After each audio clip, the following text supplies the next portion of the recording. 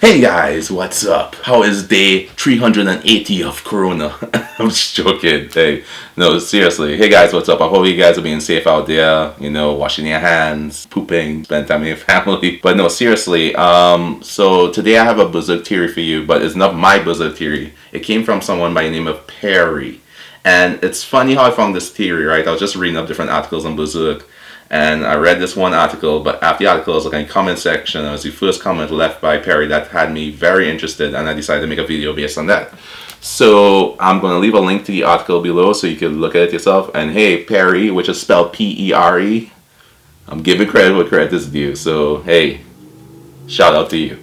Alright, so the article talks about, or the comment I should say, talks about Pere's theory that Skullknight and King Gaiseric were not the same people. He actually thinks that Void could have possibly been King Gaiseric himself, and he was the one who sacrificed his entire city, as we saw when Guts went to save Griffith, and you saw all these skulls and stuff with the brands and everything. One thing I loved about the theory is the fact that Skullknight was not King Gaiseric, and he was saying, Pere was saying that, Skullknight could have been a very close friend to Void, who was the king, with Flora, and they went out on adventures and whatnot.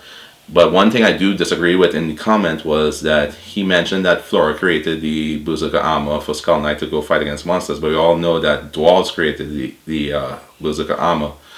And it was an ancient artifact to use from way back when to fighting. I mean, I guess technically if it's 1,000 years in the past, as he mentioned, 1,080 years, way back then would be like back in their old younger days, right? But let's look at it from all aspects, right? That we can.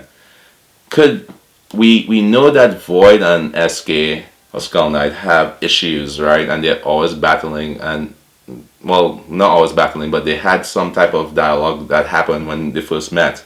At least when we first saw them meeting. And everybody always wondered what was the rift that happened between them. But it would actually make a lot of sense if SK and Void were actually friends at some point in time. Void lost his way and he sacrificed everyone. SK went through something similar to what Guts went through and became the struggler. Because it seems that SK could understand where Guts is coming from, and he could, he kind of knows his actions. And through the use of causality, he knows where Guts will end up and the type of struggles he'll meet up to later on, so he's able to address them right then and there. The close relationship we saw between Flora and Skullknight is kind of interesting too, because I can't say if they were romantic or if they were friends, but their relationship reminded me more of the one Guts has with Farness versus the one Guts has with Casca.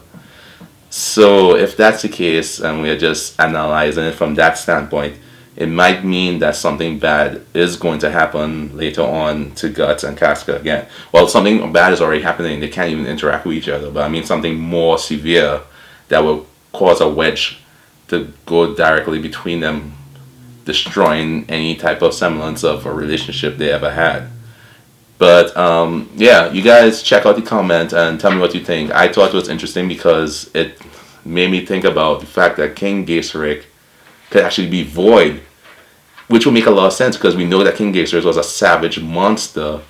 And if you think about it, right, Skullknight, why would he be going through all this to help Guts if he was such a savage, heinous person before? What, all of a sudden he got all this power and he's immortal and he's like, oh my gosh, I killed all my people in my city, I'm bad, I shouldn't be doing this, let me try to reverse it. I don't see that unless he was strict like Full Metal Alchemist, but like I don't see that being the case. It would make more sense that Void wanted to become a monster, and it seems that when people do become God Hand members and stuff, they lose a sense of humanity, which will make sense as to why Void was possibly King Gaiseric and he wanted to sacrifice his people just to attain all this power and become a God Hand member. So hey, hope you guys enjoyed the video. Comment down below, let me know what you guys think. Please stay safe. Social distancing, it's kind of lonely, but you know what, get used to it guys. We won't be doing this for another month. Yeah.